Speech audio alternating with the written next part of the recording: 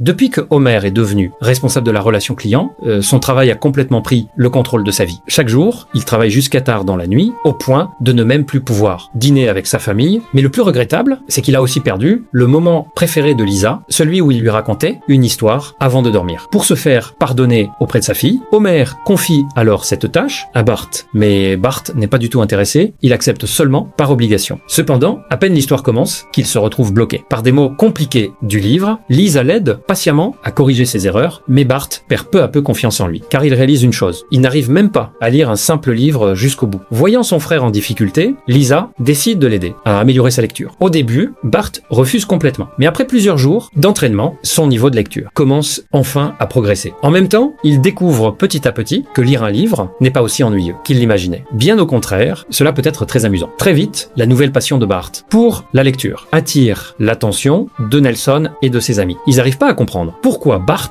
lit un livre pendant la récréation. Après tout, même les meilleurs élèves de l'école font rarement une chose pareille. Face aux moqueries des autres, Bart ne se laisse pas décourager. Au contraire, il commence avec assurance à raconter l'histoire du livre. À leur grande surprise, Nelson, Kearney et Jimbo se retrouvent rapidement, captivés par le récit. Quand Bart termine ce chapitre, les quatre veulent absolument connaître la suite. Ils décident alors de se retrouver le lendemain pour continuer à écouter les histoires de Bart. Personne n'aurait imaginé que les élèves les plus turbulents de l'école primaire de Springfield deviendraient finalement les lecteurs les plus passionnés de ce livre.